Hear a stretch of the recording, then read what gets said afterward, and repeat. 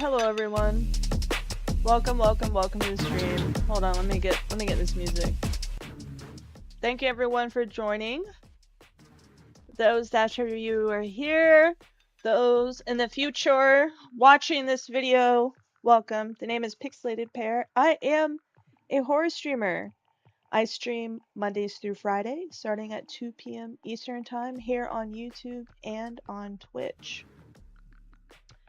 On Tuesdays and Thursdays, I hold what we call talk days. These are just days in which they've been turning into a lot of different things. They started out with just me doing edits and you guys watching that. And we still do that sometimes too. And then it turned into us watching funny videos and talking about things and whatnot. And then it's turned into, we watched a documentary one time about this vampire cult in Kentucky. That was a pretty fun one. That's uploaded on YouTube as well if you want to see that. And this past Tuesday we did the last House Committee hearing on UAPs. That was, I think that was like a 4-hour long stream. Hopefully this one doesn't take as long. My video footage for the UFO footage is loading up, so you're gonna have to bear with me. These are very big zip files. I was going to download the already video that I posted on my page, but it said it'll take forever to download, and in that video it shows like a lot. Okay, so we're just going to be going through these. Let me get this pop-up window here. And we might see some that we saw on Tuesday. Bear with me, okay? There's hundreds of videos to go through, okay? And if you guys want or miss any of the footage, I downloaded all of them and made it into a one huge video in which some bitch I didn't mean to put that there. We're gonna watch this in the other screen. Yeah, let's do it on this screen. That way you guys can see it better. I'm all over the place, y'all. Bear with me. Alright. So we're gonna pop this over here like we did last time. And it will occasionally pop up with a video. Close the event box. We don't need that. I don't know why I still have that on that screen. Get out of here. Get out of here! We're also playing fish in the background. If you guys want to play fish, you can do that by playing exclamation mark fish. Like I said, up here in the right hand corner, over here, you're going to be seeing real UAP videos that was downloaded through DOW website that was provided to us by the DOW, Department of War, formerly known as Department of Defense. These videos are real. They have been recorded. Majority of them are military, some NASA. Yeah, we have a lot to go through. Okay, this is the second committee hearing. This one was just done 9 months ago. This is different from the last one. Let me go ahead and turn the music off because we don't want to get hit by copyrights, right? Shrouded in secrecy, stigma, and in some cases, outright dismissal. Today, I want to state clearly that this is not science fiction or creating speculation. This is about national security, government accountability, and the American people's right to the truth. I have spoken now to a number of whistleblowers from the military, to include the infamous Eglin Air Force Base incident that occurred when myself and former Representative Matt Gaetz, as well as Representative Burchett, followed up on a lead from multiple active duty Air Force pilot whistleblowers that alleged that the United States Air Force was covering up UAP activity at Eglin Air Force Base. We have heard from a number of whistleblowers, specifically military pilots, that the reason for not coming forward publicly is out of fear that speaking out would cost them their flight status and potentially their careers. This is unacceptable. We cannot protect our airspaces if our best trained observers are silenced. We cannot advance science if we refuse to ask questions. And we cannot maintain trust in government if we keep the American people in the dark. Now, Congress has tried to fix this problem. Congress tried to create formal channels through the All-Domain Anomaly Resolution Office, also known as AARO, and the Intelligence Community Inspector General for service members and officials to make disclosures. But the reality, the reports come in are often to brush aside, slow-walked, or met with skepticism rather than serious investigation. Recently, the former AARO director, known as Sean Kilpatrick, attacked our witnesses and members on this committee. It should be noted that he's a documented liar and brings into question what his purpose. I don't like Luna, but what she's talking about, I just want to put that out there. What she's talking about is she was, I think she's head, yeah, she's the chairwoman. She's head of this specific committee in regards to UAPs. She's talking about the last committee hearing. They got a lot of threats and a lot of shit like that over this UAP stuff. You know, it's been insane. Again, this has all been going underneath like the radar with everything going on in the world too. So, you know. That AARO really was if it was not to follow up on investigations and disclose his findings to members of Congress. A former Deputy Assistant Secretary of Defense for Intelligence, Chris Mellon, described a report published by AARO that found no evidence that any USG investigation, academic-sponsored research, or official review panel has confirmed any sighting of UAP-represented extraterrestrial technology. As the most error-ridden and unsatisfactory government report I can recall reading during after decades of government service. Mellon further noted that this was a first error report submitted to Congress without the Director of National Intelligence's sign-off, and seemingly excluded input from any scholars or experts who have studied or written extensively about this topic, as would normally be in any other case in this field. Mellon determined that this report failed to fulfill the congressional mandate under which it was required, omitted entire agencies with known investigations or activities related to UAPs, and omitted any discussion of efforts to hide classified or unclassified information about UAP. Such efforts were unaddressed by the report, despite the existence of agency records and investigations concurring with them, including those at U.S. Customs and Border Protection. If we set up offices and oversight bodies only to let them become graveyards for testimony or, worse yet, ruses for pretending to investigate when in actuality there was no follow-up, then we are not doing our jobs. In recent months, Congress has also been presented with evidence that points to technologies that, to our knowledge, are beyond our current capabilities. It is our duty as elected representatives to follow the facts wherever they lead and to ensure that those facts are not buried under classification stamps or bureaucratic excuses. Let me be clear, whether UAPs represent adversarial technology, natural phenomena, or something beyond current human understanding, Congress has a responsibility to investigate. If these objects are foreign in origin, then they pose a direct threat to our national security. And if they represent something unknown, they demand rigorous scientific inquiry, not ridicule, not secrecy, and not silence. The stakes are very high. Adversarial nations are not waiting for us to catch up. They are studying these phenomena as well aggressively, as multiple nations have also announced their own parliamentary investigations into this very topic. If we are to continue to hide information from ourselves, we risk strategic surprise. If we continue to ignore our pilots and service members, as well as countless government whistleblowers, we risk losing their trust. And if we continue to shield the truth from the public, we risk eroding the very foundation of democratic accountability. This is why You already lost that. this hearing matters. This is not about Sorry. fueling speculation. This is about demanding the basic transparency from the Department of Defense and the intelligence community and other military contractors. It is about asking the questions every American has the right to ask. What do we know? What don't we know? And why in a free society are we being told so little?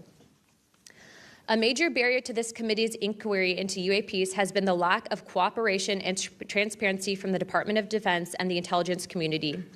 In preparation for previous UAP hearings, the committee repeatedly asked the Department of Defense to allow members to view videos and files related to UAP incidences.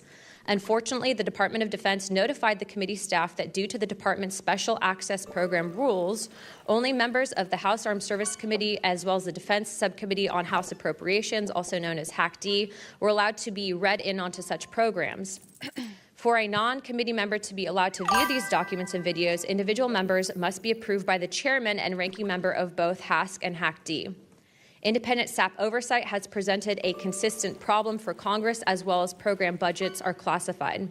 Additionally, oversight reporting to Congress is classified and only provided to the authorizing and appropriations committees of jurisdiction. The American people are not fragile. They do not need to be shielded like children from reality. What they cannot tolerate and what they will not forgive is a government that withholds the truth and punishes those who dare to speak up. I want to close with this. Future generations will look back at this moment and ask what we did when presented with the unknown. Did we look away? Hold on a minute, guys. Check this one out. Alright, I'm gonna pause it and rewind. Check this out. Whoa.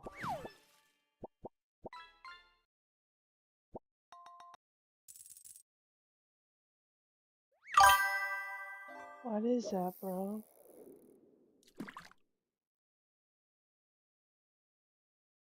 Fucking alien, bro. That's a fucking UFO. That's what that is. Well, look at it.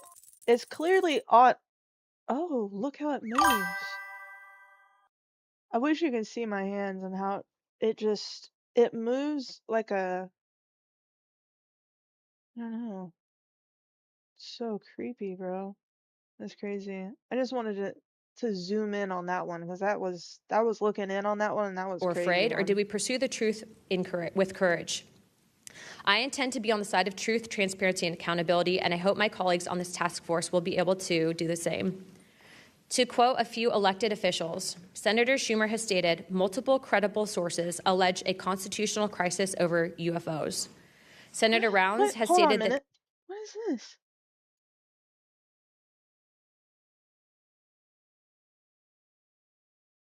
Is this a reenactment one? Of what it did?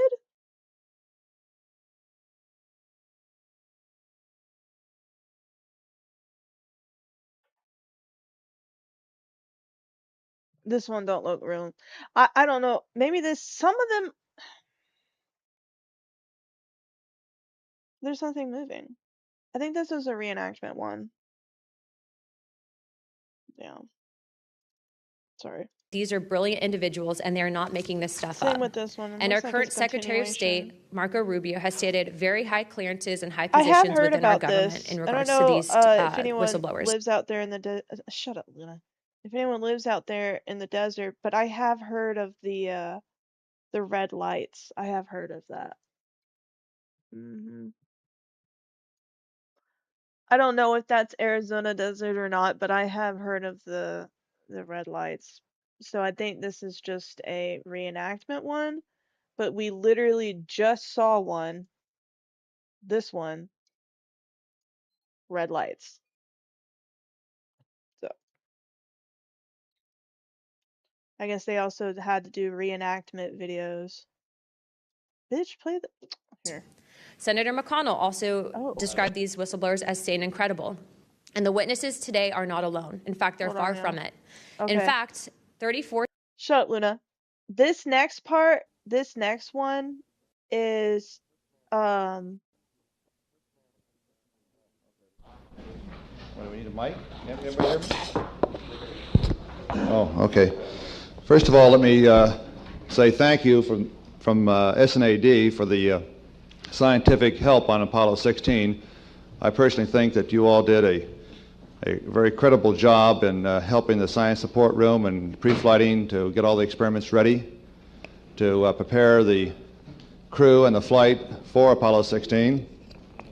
I think that looking back on it now, we can say we had a very successful mission, that we attained a tremendous amount of information from the flight. I know that the rock boxes back there at the curatorial facility are bursting at their seams, and the geologists are going to have a lot to do. I think also that because of the problems that arose and the necessity to change the flight plan, that you responded quite well to get the maximum science out of the time that we had available. I realize that in all of our flights, there hasn't been one flight yet that ran according to schedule, and I am very sure that Apollo 17 will be in the same boat. I'm gonna pause this real quick. I don't know if you guys really want to listen. This one's an hour and 35 minutes of just talking. Now this is declassified information. So this one is from NASA. Also declassified in the DoD files. They do have, hold on a minute, y'all.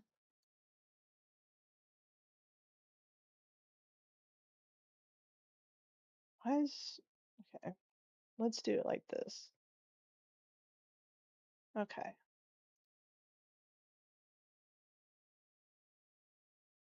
Is it because that file's so big that you freak out? I try to open it. I think that's the case. Yeah, it's because this file's so fucking big. I'm here. You know what that means. Ew. Fishing time.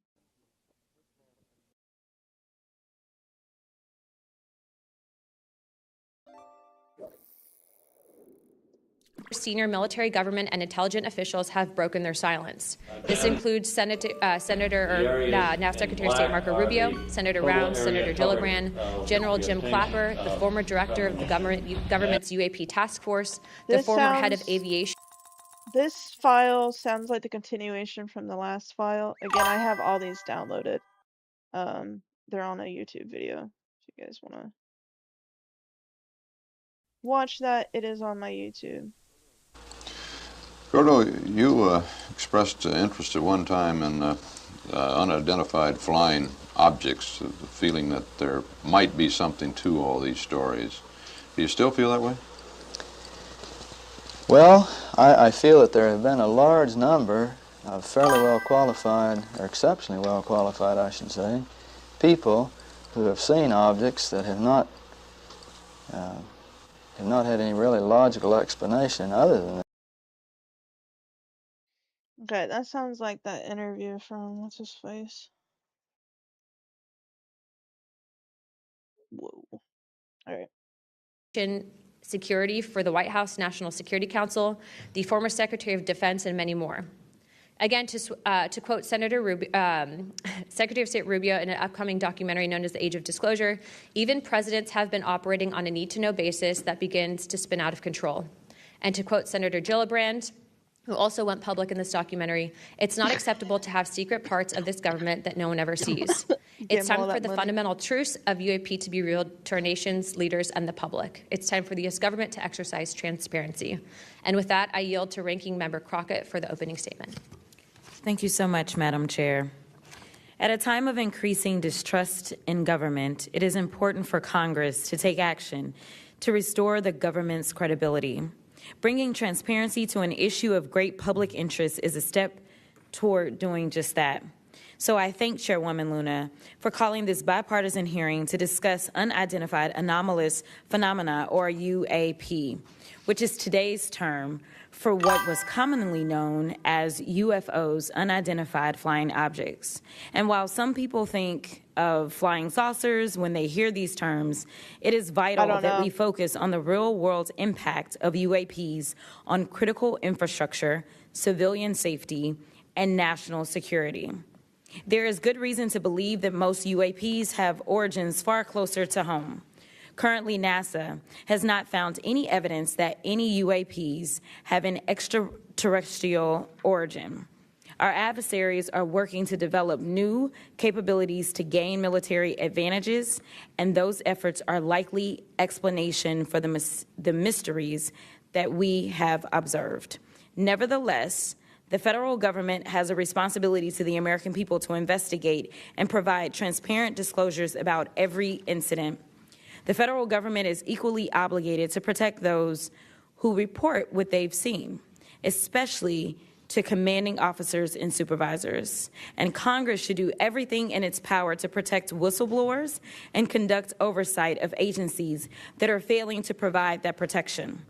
Democracy depends on transparency, and transparency often relies on the courage of individuals willing to risk their careers, reputations, and in some cases, their personal safety to tell the truth. So I look forward to hearing from the witnesses today. We should welcome their accounts and acknowledge the bravery they have shown to come before us. We must ensure that all whistleblowers feel that they can come to Congress to tell their stories without fear of retaliation or professional consequences. We need transparency not just to make better policy, but also to ensure that information flows between all those who need it. There are too many tragic examples in our history where information lapses and a lack of cross-agency coordination led to disaster. Just this year, failure to communicate between FAA and the Department of Defense led to tragedy over the Potomac. The Biden-Harris administration sought to eliminate some of these lapses when it established the All-Domain Anomaly Resolution Office at the Department of Defense. AARO can convene sources from all branches of military, the FAA, and NASA to combine forces to create a comprehensive picture of what is happening in our skies. Some UAP reports have perfectly normal explanations: satellites, consumer drones, weather balloons, even pranks. But we need to track down each and every single UAP. The United States has millions of eyes in the sky, both electronic and human. But only the combination of civilian, commercial, and military sources can begin to create a complete picture. So we need to ensure that people can come forward and report what they have seen to the relevant authorities, and they have to have the right to do so without fear of retaliation. This country has a history of dedicated public servants standing up for what is right, even in the face of potential consequences. From the Pentagon Papers to Watergate to... I want everyone to see what this thing... I hope you guys have been watching in the corner how this thing moves. It has been moving absolutely fucking insane. Check this shit out. Look at it, bro. Mind you, this looks small to us. This is not small. It's like probably about the size. I don't know. I don't know how big fucking that is, but it's not small. It looks small to us, but it's not small. Look at that thing.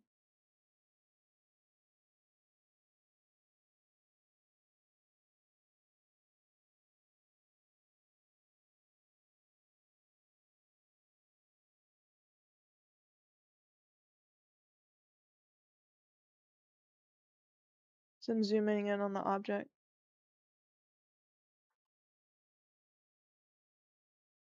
This is over water.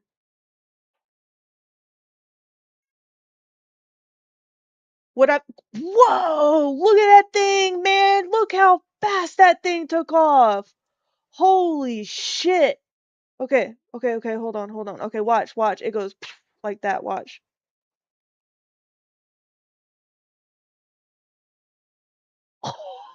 Oh, holy cow. Look at that. Oh! That's crazy! Lost. Gone. He's like, where the fuck is it? Torture programs. Whistleblowers have not only informed the public, but also empowered Hey, Congress to fulfill its W. constitutional duty of oversight. Past Congresses have written laws to grant legal protection for whistleblowers, and it is up to us to work responsibly with all sources to hold the executive branch accountable. We are here today to listen to the stories of those who have witnessed events of interest to the American people and to support the policies that cultivate an environment that welcomes and protects whistleblowers. I hope this hearing will be an example of the respect and protection whistleblowers deserve and the importance of conducting oversight of the federal government. I yield back. Eve to me is basically freedom. It's a giant open universe where I am pleased to welcome the panel of witnesses for today's hearing. I'd first like to welcome Mr. Jeffrey Nusatelli. He's a United States Air Force veteran and a career federal employee with more than 20 years of experience in national security, law enforcement, and public administration. Next, we have Mr. Alexandra Wiggins. Mr. Wiggins is currently serving as a Senior Chief Operations Specialist in the United States Navy. Mr. Wiggins is testifying in his personal capacity today and not on behalf of the United States Navy. Next, I would like to recognize the gentlewoman from Nevada, Representative Titus. Thank you very much, Madam Chairman, ranking members, for allowing me to sit with you on this panel today. I'm honored to be able to introduce a witness here who is from my district. Actually, my most popular stream was probably like it was during the Mike Tyson and Jake Paul fight. I actually streamed it. I had like 89 people in here. That was my biggest stream I've ever had. The second biggest, like 32 people. But I usually average like 3 to 5, mostly during the week. George Knapp, who has been the definitive expert and reporter on this topic that you're exploring today. All of you. UAPs or UFOs. George is a longtime friend, I'll say that up front, but a very respected journalist and a recognized expert in this field nationally and internationally. Just a little something about George. He came to Las Vegas in 1979 and joined KLS television station as a general assignment reporter in 1981. Since 1995, he's been the chief investigative reporter for that channel. He also hosts a national radio show you can listen to on Coast to Coast AM, which covers many of the paranormal topics that y'all are discussing. Over the years, George has been, as I said, recognized for his work. He's been honored with the Peabody Award, the DuPont Award, the Edward Murrow Award, and 27 different regional Emmys for his investigative reporting. Indeed, he has told Nevada's story with clarity, with objectivity, and with integrity. So I know that his testimony today is going to be of great interest and value to this committee. So thank you very much. Next, we have Mr.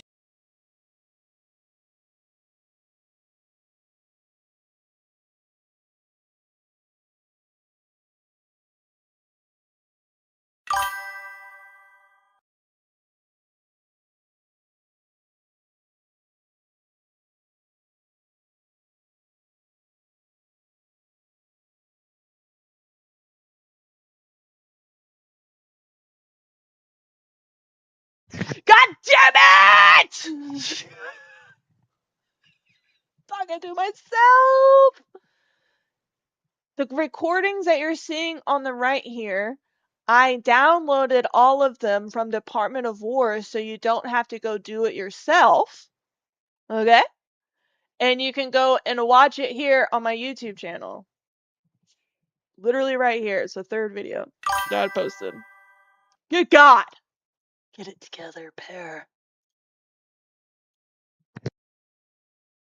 Mr. Dylan Borland. Mr. Borland is a United States Air Force veteran and has a long career in federal service. And finally, I'd like to introduce Mr. Joe Spielberger, a senior policy counsel at the Project of Government Oversight. Pursuant to Committee Rule 9G, the witnesses will please stand and raise their right hand. Good. Good.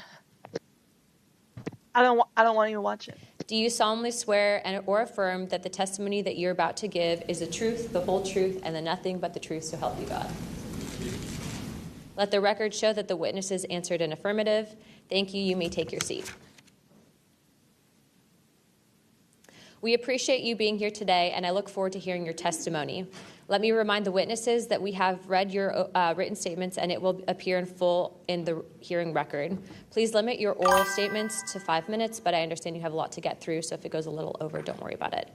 As a reminder, please press the button on the microphone in front of you so that it is on and the members can hear you. When you begin to speak, Holly. the light in front of you will turn green. After 4 minutes, the light will turn yellow, and when the red light comes on, your 5 minutes have expired, and we will ask you to please wrap it up. I now recognize Mr. Nusatelli for his opening statement.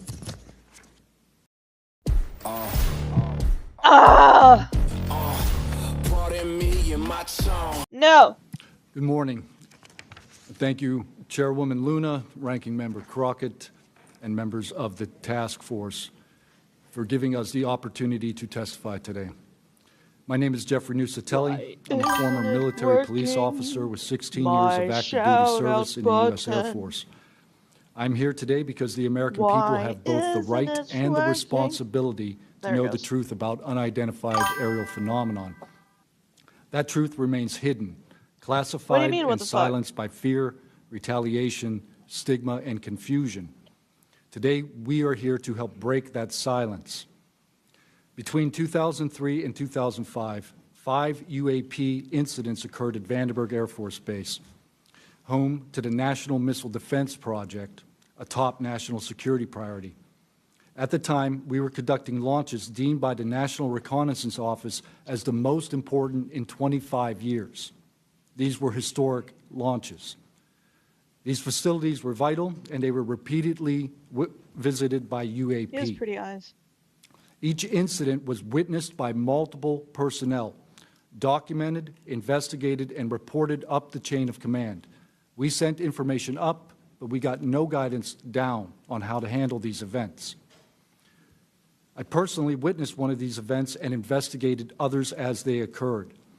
6 other service members have provided me with the information that I will share with you today. The incursions began on October 14, 2003, when Boeing contractors reported a massive glowing red square silently hovering over 2 missile defense sites. After several minutes, it drifted further east onto the base. A square? A red square? And vanished over the I mean, I'm not surprised. Look at what's going on over here to the right-hand side. We smoking symbiotes. Thank you for that. We all got to take a hit on this one. Lord, look at this thing. hills. This event, now known as the Vandenberg Red Square, was referenced by Representative Luna at the Vandenberg Red Square. Well, hold on a minute now. We try to look stuff up here. Oh, look at that.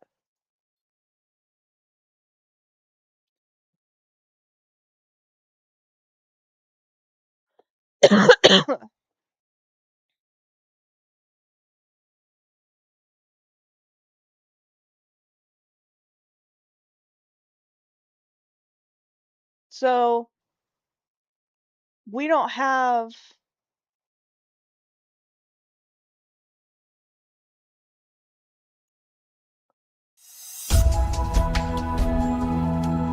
Wait, is this the event he's talking about? This is 1964, though.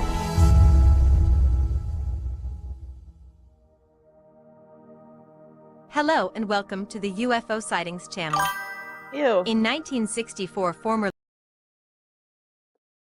The first hearing on this topic. Official Air Force records of this event are in possession by Aero and the FBI. Sorry. Later that night, while I was on duty, security guards at a critical launch site reported a bright, fast-moving object over the ocean. I responded to the incident. Chaos ensued over the radio as the object approached rapidly. I heard my friends screaming, "It's coming right at us, it's coming right for us, and now it's right here." Moments later, I heard them say that it had shot off and was gone.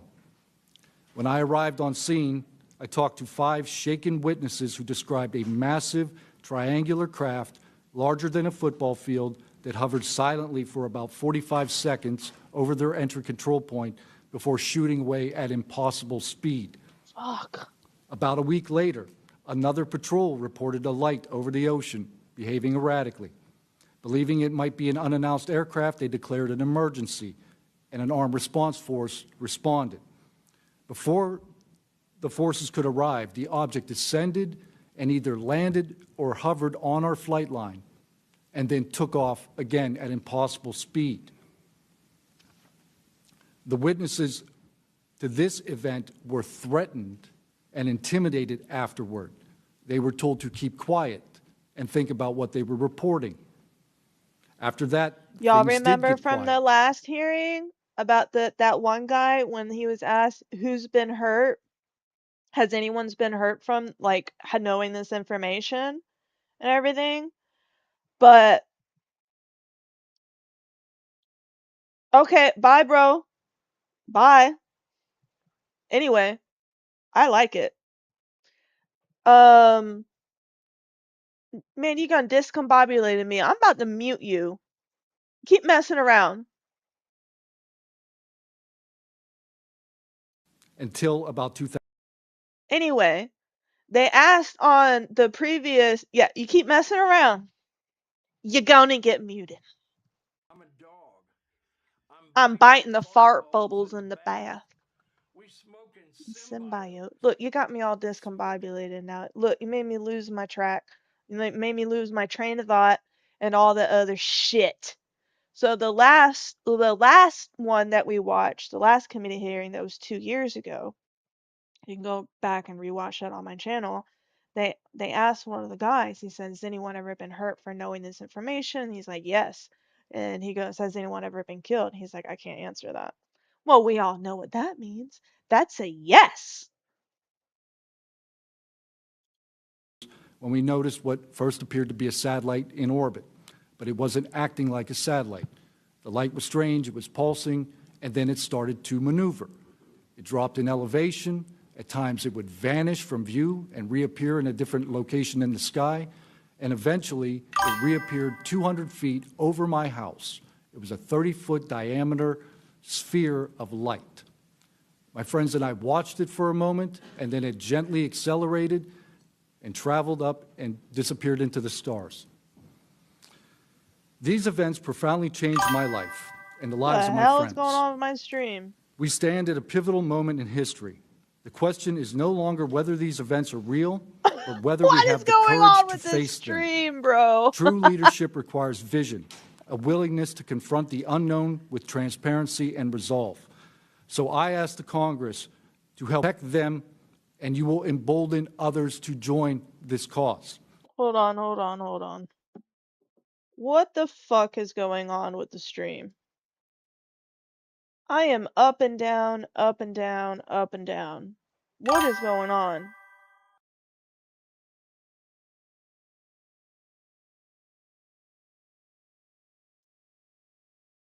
Why are we having issues today?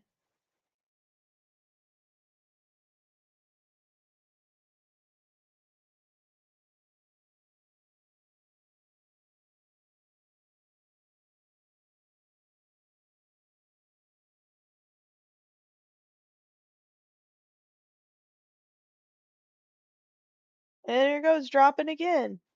There it goes.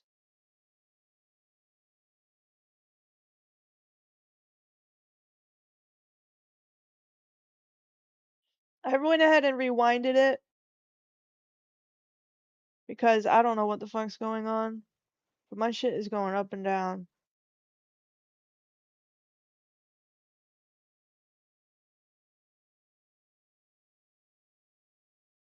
If it does it again, I'm gonna have to shut down YouTube because I don't know what the fuck's going Event, on. now known as the Vandenberg Red Square, was referenced by Representative Luna at the first hearing on this topic. Official Air Force records of this event are in possession by Aero and the FBI. Later that night, while I was on duty, security guards at a critical launch site reported a bright, fast-moving object over the ocean. I responded to the incident. Chaos ensued over the radio as the object approached rapidly. I heard my friends screaming, "It's coming right at us, it's coming right for us, and now it's right here." Moments later, I heard them say that it had shot off and was gone. When I arrived on scene, I talked to 5 shaken witnesses who described a massive triangular craft larger than a football field that hovered silently for about 45 seconds over their entry control point before shooting away at impossible speed. About a week later, another patrol reported a light over the ocean behaving erratically. Believing it might be an unannounced aircraft, they declared an emergency, and an armed response force responded. Before the forces could arrive, the object descended and either landed or hovered on our flight line and then took off again at impossible speed. The witnesses to this event were threatened and intimidated afterward. They were told to keep quiet and think about what they were reporting. After that, things did get quiet until about 2005, when another patrol reported a massive triangular craft larger than a C-130 silently floating over the installation. He watched it for a few minutes. It traveled west and disappeared into the night. And then I had my own encounter, again in 2005. I was off duty, sitting in my backyard with 2 other police officers when we noticed what first appeared to be a satellite in orbit, but it wasn't acting like a satellite. The light was strange, it was pulsing, and then it started to maneuver. It dropped in elevation. At times it would vanish from view and reappear in a different location in the sky, and eventually it reappeared 200 feet over my house. It was a 30-foot diameter sphere of light. My friends and I watched it for a moment, and then it gently accelerated and traveled up and disappeared into the stars. These events profoundly changed my life and the lives of my friends. We stand at a pivotal moment in history. The question is no longer whether these events are real, but whether we have the courage to face them. True leadership requires vision, a willingness to confront the unknown with transparency and resolve. So I ask the Congress to help we, the people, enact this vision. There are 3 goals. Fund independent research and treat UAP study with the same seriousness as we would any other scientific field. 2, end secrecy and overclassification. Transparency is the foundation of truth. Without it, witnesses like us are dismissed. 3, protect the witnesses. Many stay silent out of fear for their careers, reputations, and the safety of their families. Protect them, and you will embolden others to join this cause. These phenomena challenge our deepest assumptions about reality, consciousness, and our place in the universe. Exploring them can unlock transformative breakthroughs in technology, biology, and human understanding. Let this be the moment when America chooses courage over fear, transparency over secrecy, and progress over stagnation. Let's show the world that our nation leads not only through strength, but through fearless pursuit of the truth. Thank you. Don't rush cherry dark chocolate. That's dice. Thank you, Mr. Nusatelli.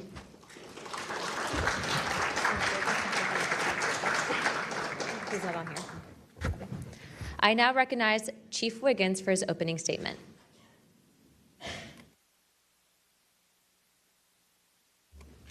Please press your button. Thank you. Good morning, Chairwoman Luna, Ranking Member Crockett, and members of the task force and the committee. Thank you for the opportunity to testify today.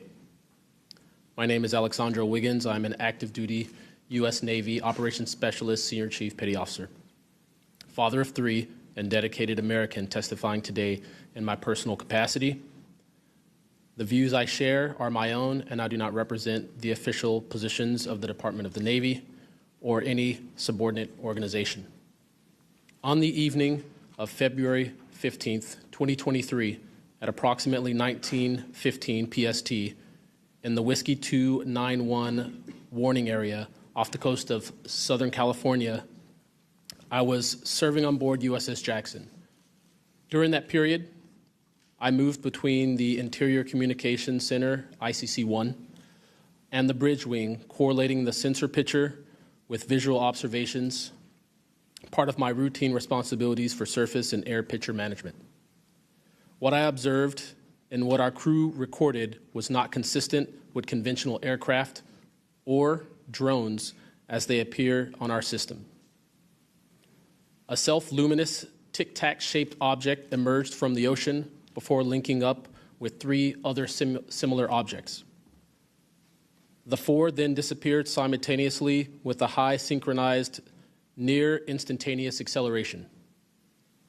I observed no sonic boom and no conventional propulsion signatures, no exhaust plume, no control surface articulation on the Sapphire image system. Shortly after the synchronized departure, radar tracks dropped. These observations were multi-sensor and recorded inside of ICC-1 with time location overlay visible in our source frames that have been made public by journalists. From my experience operating in this region over many years and consistent with our public characterized encounters, unidentified objects reoccur in United States operation areas off Southern California.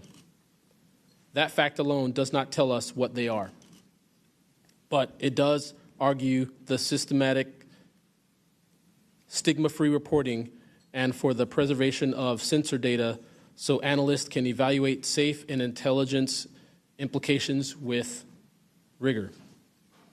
I want to underscore 3 points for the task force and the committee. Aviation and maritime safety. When crews and watchstanders observe objects that maneuver or accelerate in ways that does not match known profiles and do so near our ships and aircraft, that is, first and foremost, a safety issue. Standardized checklists and training should ensure we capture the best possible sensor data in real time, including IR settings, slant range estimates, and bearing and range altitude snapshots, and immediate chain of custody for any recordings. Reporting without stigma, protection without retribution. Sailors need to know that reporting UAP encounters will not harm their careers. Congress can help by reinforcing witness protection and by directing the relevant office to maintain confidential, destigmatized channels for service. Yet, the last committee hearing, they asked this guy, have people been murdered for this information? Killed? He goes, I can't answer that. It's like, have people been harmed? He's like, yes. Don't believe you, Chief Wiggins. Members who step forward with data. Declassification and transparency where possible. The task force that's what he said. Declassification mission is directly relevant here. Where operational security permits releasing metadata preserved sensor excerpts or at least technical summaries would improve public trust and accelerate outside scientific scrutiny. That includes, when feasible, the time geo-reference IR frames and radar parameters needed for independent analysis. To be clear, I am not here to make claims beyond my lane. I am here to provide a first-hand account of what I saw, what our systems recorded, and why it matters for safety, for intelligence, and public confidence. My request to you is practical. Help us capture, protect, fairly evaluate the evidence, and provide a safe pathway for those in uniform to report it. In closing, I want to thank the committee and the task force for holding this hearing You just said they weren't being and harmed. Why did they need to say and for pathway? placing this discussion in a forum where evidence can be examined carefully and openly. I appreciate your attention and stand ready to answer your questions. Thank you. Thank you, Chief. It's Senior. I The now Senior recognize Chief. Mr. Knapp for his opening statement. Jesus. Good morning, Chairwoman Luna, Ranking Member, Sure. Ms. Crockett, Woman and Luna. members of the task force. And Dina Titus, I Good just knew morning, we were going to get Chair. you involved in this Woman topic at one point. Luna. Great to see you here. I'm George Knapp, Chief Investigative Reporter at KLES TV in Las Vegas. I began my pursuit of... Yo! Hold on. I'm sorry. I love her to death, but this made me laugh. Her smile. She's just so happy to be there. Where did it go? Okay. Now recognize Mr. Knapp for his opening statement. Good morning, Chairwoman Luna, Ranking Member, Sure. Ms. Crockett, Woman and Luna. members of the task force. And Dina Titus, I just knew we were going to get you involved in this topic at one point. Great to see you here. Look at her. She's just happy to be there. Look at her. She's like all leaning forward. She's like, that'd be me. I'm That's George me Knapp, right now. Chief Investigative Reporter at KLES TV in Las Vegas. I began my pursuit of this weird mystery way back in 1987, and for 38 years, I've always approached this as a news story. It's not a matter of faith or belief. To me, it's a story, and it's an important one. I'm proud to be here alongside these witnesses today, men who have seen strange things. Hold on. You guys, hold on. You can't see it. Hold on. Behind this guy right here. He looks so uncomfortable. Let me move this.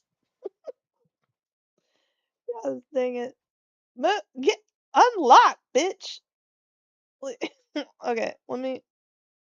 All right. And step forward to tell the world about it. Whistleblowers and witnesses who step up are routinely insulted, belittled, or worse. They risk their reputations, their careers, their clearances, their livelihoods, and sometimes much more than that, even their freedom. I know that one of the goals of the task... I'm sorry. I know he's trying not to look at the camera. I know what he's doing. It's just funny. His facial expressions. 'Cause this shit's mad hilarious. So if you're wondering what the fuck I'm laughing at, it's that. task force here is to figure out ways to protect whistleblowers and witnesses. And it's a tall order because so many of the things that happen to witnesses like these are extra legal. They're carried out by persons unknown, as Mr. Dave Grush, sitting up at the top of the room, knows all too well, including events in recent days that have happened to him. I want to share a couple of things that I've learned along the way on this long journey, and I submitted most of that in written form because I estimate that my statement here today would take about 4.5 hours. So I'm going to try to jump over and touch on the more important salient points.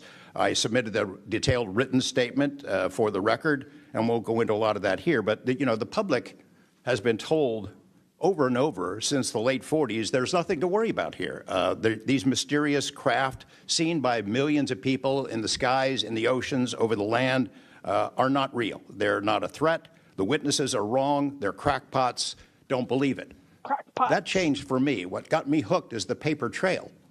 Documents that were squeezed out of the U.S. government after the FOIA, Freedom of Information Act, became the law of the land. And those documents paint a much different picture than what the public, the press, and Congress have been told over many years. The documents from military and intelligence personnel behind closed doors admit that, quote, these things are real. They're not fictitious. They can fly in formation. They're evasive, and they outperform any aircraft known to exist, including ours. The public, of course, as I said, has been told something much different. Back in 1989, I reported about a guy named Bob Lazar, who claimed that he worked at a facility dubbed S4 out in the Nevada desert, very near to Area 51. He said he was part of a reverse engineering program. He said there are alien craft that will be taken apart to figure out how they operated out there, and that was a pretty tall order. I had clearly taken a dive into the deep end of the pool there. But in the years since then, I've interviewed dozens of other people, and I've detailed what their testimony has been in the written statement. They include Senator Harry Reid, Senator Howard Cannon, also of Nevada, a guy named Al O'Donnell, who was the first general manager of EG&G in Nevada, which managed the Nevada test site, which blew up hundreds of nuclear weapons. There's a guy named Dr. James Lakatsky, who was a career scientist with the Defense Intelligence Agency, who was the guy who initiated a program called OSAP, Advanced Aerospace Weapons Systems Application Program, which is, as far as we know, the largest acknowledged UFO program ever funded by the U.S. government, which put together an amazing pile of information that members of this committee and the world, most of which have never seen. The DIA still hasn't released 95% of what was prepared by that program at a cost of millions and millions of dollars. The one name I do want to bring up in this session, though, is Robert Bigelow. So looking into the idea of crash retrievals and reverse engineering, while OSAP, that program, was active, the DIA's contractor, Robert Bigelow of Las Vegas, made a bold attempt to acquire physical proof of UFO crashes.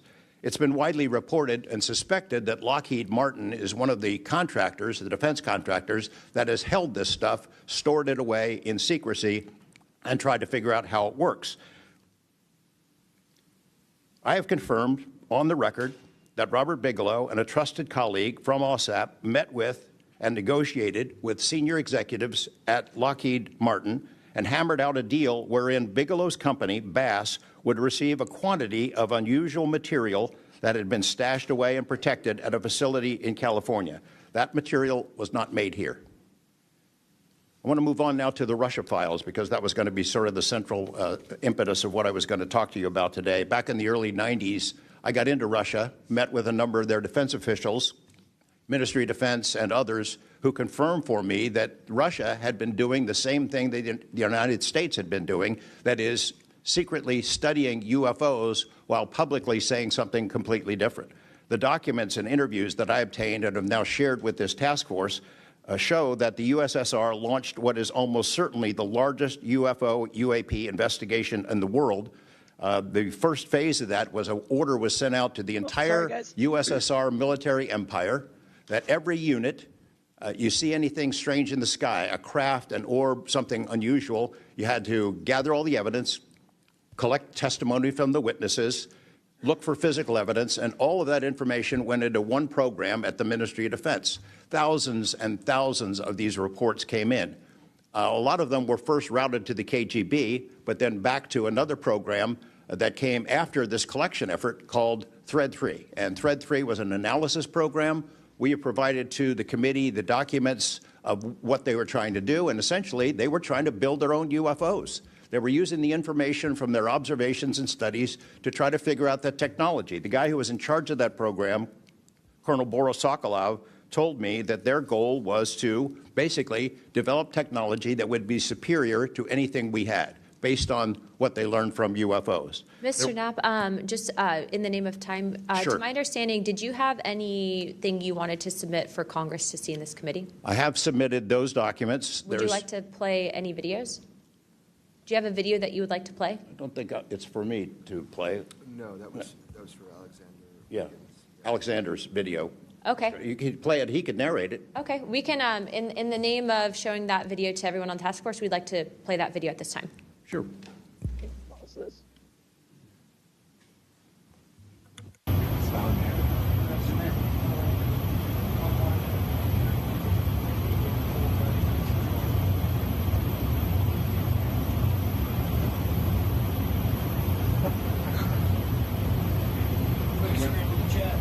Wouldn't surprise you, I tell you. You call it the VVSS team. Yeah, like 22,000 feet.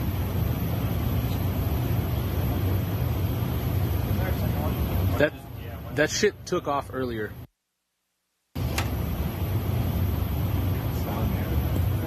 If we can get rid of the audio real quick. Mr. Wiggins and Mr. Knapp, we'll get back to what that video was in a moment, but we just want to make sure that it was entered into the record, as well as all the documents. Those will be able to be publicly found for everyone in the country to view. If we could, Mr. That's Knapp, what we'll we continue on looking the line of at questioning, but I'm right going to move on to Mr. Boland's opening now. statement. That's what we looking at right Anyone can buy Plan now. B. No prescription, no ID. Get out of here! Good morning, Fucking members of AI. the task force and the committee. I would like to express my gratitude for being invited to testify to the current task force created under the People's Chamber and the American public. As an American citizen, veteran, and intelligence community professional, it is an honor and a privilege to serve under oath before you on behalf of our country. I speak for myself and no former agency or company I have been previously affiliated with. My name is Dylan Borland, a former 1N1 geospatial intelligence specialist for the United States Air Force in an active duty enlisted capacity from 2010 to 2013. I've also been employed with BAE Systems and Intrepid Solutions as a senior analyst, expert in analyzing video, radar, and advanced electro-optical imagery for official identification of aerial order of battle, as well as naval and ground order of battle. I'm a federal whistleblower, having testified to both the ICIG and ARROW with direct firsthand knowledge of and experience with craft and technologies that are not ours and are reportedly operating without congressional oversight. Because of my direct knowledge of the reality of certain legacy UAP programs, my professional career was deliberately obstructed, and I have endured sustained reprisals from government agencies for over a decade. From 2011 to 2013, I was stationed at Langley Air Force Base, Virginia, conducting 24-hour operations via manned and unmanned aerial vehicles for Special Operations Forces and the Global War on Terror. I'm doing good. During the summer of 2012, my team was on standby for weather, and I returned to my barracks on base, and at approximately 01:30, I saw an approximately 100-foot equilateral triangle take off from near the NASA hangar on the base. Equilateral, saw a triangle take off in the sky, y'all. We're watching the second committee hearing that came out 9 months ago. Tuesday we watched the one that came out 2 years ago.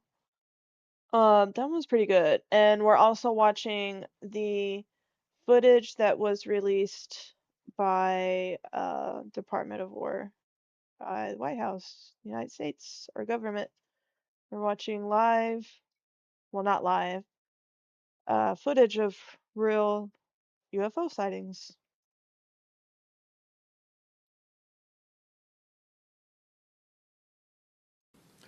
The craft interfered with my telephone, Glad you did not have any sound, and the material it was made of appeared fluid or dynamic. I was under this triangular craft for a few minutes, and then it rapidly ascended to commercial jet level in seconds, displaying zero kinetic disturbance, sound, or wind displacement. Some years after that experience, I was further exposed to classified information from the UAP legacy crash retrieval program through a sensitive position I held within a special access program. During this time, intelligence officers approached me in fear for their own careers, citing misconduct within these programs and similar retaliation that I was already enduring at this time. These issues include medical malpractice committed by Veterans Affairs staff, denial of work I performed while enlisted in the United States Air Force, forged and manipulated employment documents, workplace harassment, including colleagues being directed to not speak with me, manipulation of my security clearance by certain agencies, blocking, delaying, and ultimately removing my ability to be employed within the IC. The retaliation I face and the retaliation against individuals I know who worked in these programs is what convinced me in March 2023 to become a whistleblower. I came forward out of concern for people's lives and to ensure I did everything I could to let our elected representatives know the truth about what is really happening in the executive branch. At the end of March 2023, I agreed to meet with ARROW following the suggestion of other federal officials believing it was what our nation required of me. Look at these files I just downloaded. So this is the first release I just downloaded. Release 1. It downloaded as a zip file. Look at that shit, bro.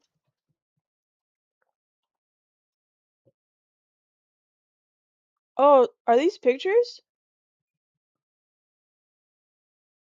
We don't support this file format. Are you trying to stop us from looking at aliens? Government? Not gonna stop us. We'll figure it out. Think you're gonna stop us? Ha ha! Not gonna happen.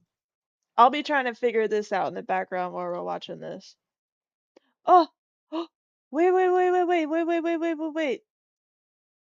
What do you mean I can't open it? We don't support this file format. What you mean?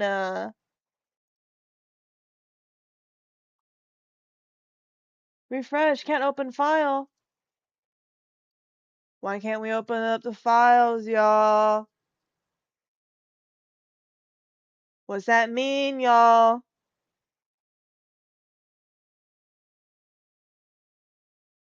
Huh? What's this bullshit?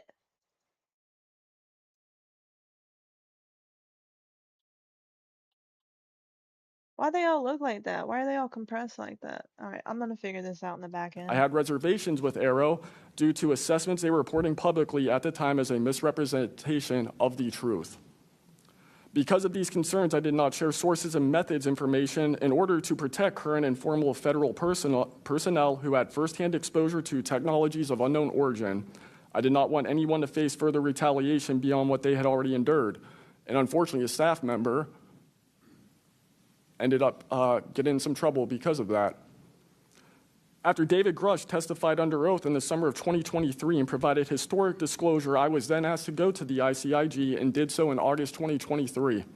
It was very clear early on during my intake interview, which was video recorded under oath, that the objective was to solely assess how much I know and not move forward with an investigation with new information I provided them. The aftermath of that IG complaint still troubles me to this day. Since my ICIG complaint, I've been prevented from resuming prior employment and can confirm I'm still blacklisted from certain agencies within the intelligence community. In addition, multiple agencies attempted phishing attacks to assess what I had divulged to the Inspector General, including being asked to Phishing attacks, he's talking about like minor virus attacks onto his computer. It could come in different forms, like it come in through an email that you could click on, even on like a picture. Like it's crazy. Like you can get phish. That's what he's talking about. And what they do is that they go into his computer and they fish around for information. That's why I call it phishing. to disclose details of my ICIG complaint during a CI polygraph for a position unrelated to UFO UAP matters as recently as November 2024. As I sit before you today, I and many other whistleblowers have no job prospects, no foreseeable professional future in a nation every single one of us came forward to defend. Numerous individuals have come forward in various ways to reveal the truth of the UAP reality as patriots and defenders of our nation. Yet many feel discarded, isolated, hopeless, separated from the country they serve. Efforts to rectify this situation for all whistleblowers have been difficult and troubling. And to my fellow whistleblowers and officials who know this information, I offer you my apology, something that I have never gotten, and I'm giving it to you. I swore an oath to the Constitution of the United States, an oath that demands truth and transparency for our democratic republic to function. Each day, these truths remain hidden from our citizens. Humanity drifts further from the principles our nation was founded to uphold. Each day, victims of crimes committed by agencies and companies maintaining this secrecy are denied justice as another day our Constitution is shredded. In 2023, Patriots provided this committee and the executive branch with undeniable proof of the UAP reality, and I commend your continued commitment. The future of humanity is one which we either travel to the stars or regress to the Stone Age with this technology. My career has been to deliver critical information to decision makers. Your role as elected by your representatives is to act on it. The time to act is now. Thank you. This is a good one.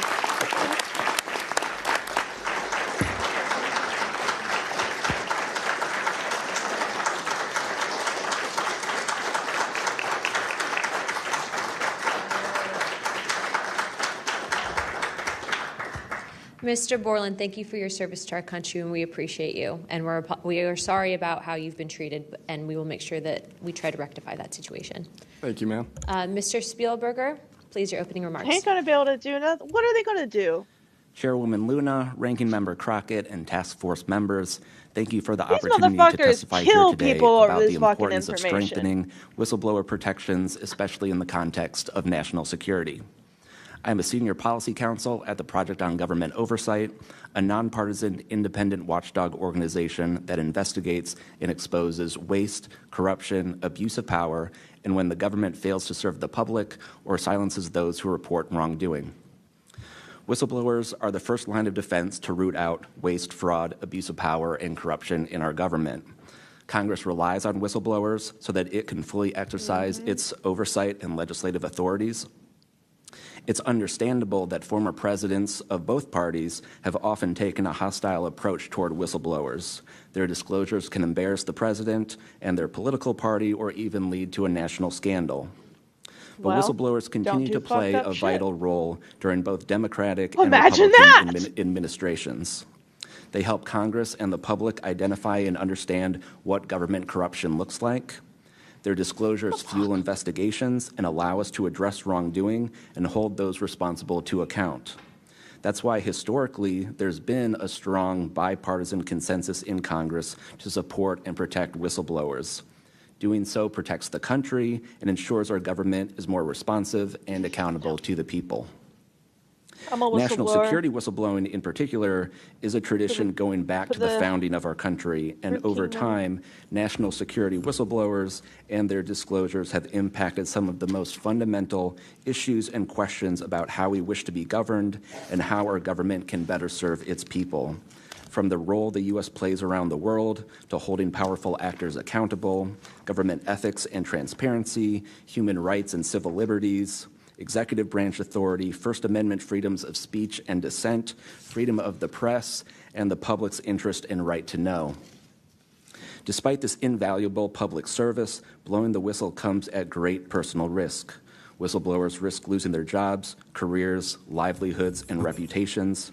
They can face retaliatory investigations, lawsuits, and even serious criminal charges. And they can endure deep mental, emotional, and psychological harm. All of that risk to speak the truth, to ensure that agencies fulfill their core missions, and that they serve the best interests of the people. Those who retaliate against whistleblowers don't just violate their legal rights, they inflict real harm on our government and betray the public's trust. Targeting whistleblowers instead of the corruption they expose wastes agency resources and further allows that corruption to continue unaddressed. It can instill a chilling effect across an agency, fostering a climate of fear and distrust, quieting dissent and free speech, and deterring potential whistleblowers from coming forward in the future. Whistleblowers are often some of the most dedicated and principled public servants we have because of their willingness to put themselves on the line to do what's right. And Congress has historically supported them, again, on a bipartisan basis, but unfortunately, whistleblowing has increasingly become more politicized, with support for whistleblowers often hinging on which party is in power and which party is politically inconvenienced by the misconduct being exposed. But to be clear, targeting whistleblowers individually risks undermining whistleblowing, period. POGO advises members of Congress on both sides of the aisle to focus on the evidence, not the individual. We will always need whistleblowers to achieve the government that best serves its people, because when people of conscience, integrity, and good character refuse to speak up out of fear, complacency, or self-preservation, and leave corruption to fester behind closed doors, that is probably the most dangerous risk of all. If we are serious about increasing government transparency and restoring the public's trust, we need public servants committed to the truth. Whistleblowers need safe and effective channels to make lawful disclosures. They need stronger protections against retaliation. And when they do face retaliation, they need a fair shot to be made whole. Congress has made strides to pass whistleblower legislation, and these laws need to be updated and expanded so that whistleblowers truly receive the protections they need, retaliators are held accountable, and we can achieve the type of government the people deserve. We strongly urge Congress to continue its historic tradition of championing the rights and protections of all whistleblowers. Thank you again for the opportunity to testify here this morning. POGO is committed to working with you and the Oversight Committee to address these critical issues. I look forward to any questions. Thank you, sir, very much. Additionally, without objection, the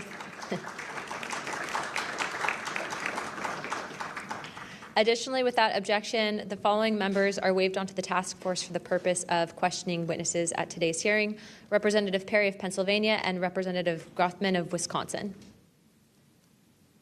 Sorry, what is it? Oh, no, Representative Biggs from Arizona. I already got you, but yeah, we're good.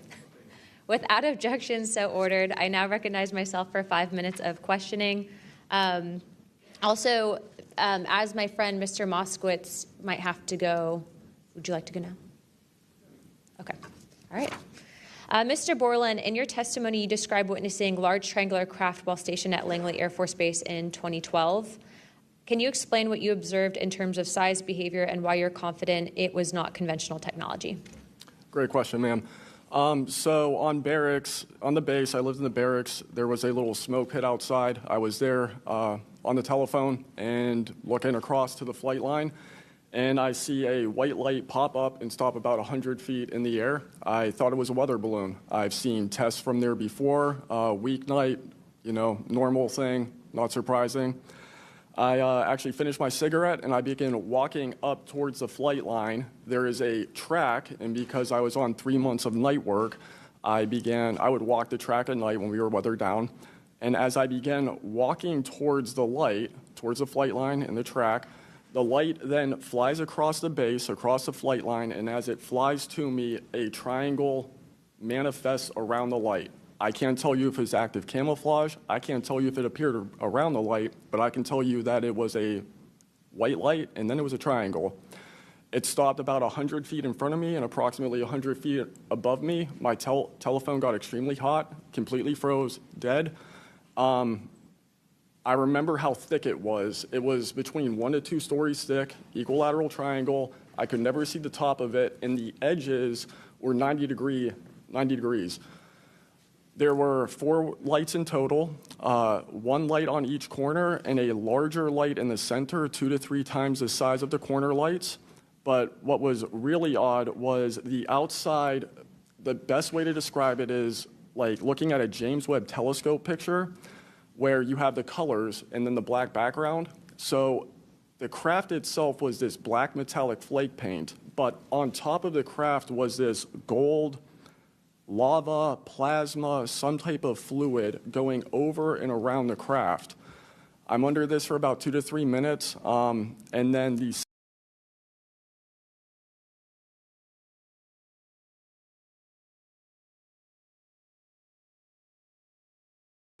where you have the colors and then the black background. Sorry, we got to repeat that. So the craft itself was this black metallic flake paint, but on top of the craft was this gold lava, plasma, some type of fluid going over and around the craft. I'm under this for about 2 to 3 minutes, and then the center light flashes 2 to 3 times, no sound, immediately hovers up there, and it begins to slowly move due east out over the Atlantic Ocean. I finally got my phone reset. The entire thing was about rush and people beginning this process of bringing people into awareness of the reality.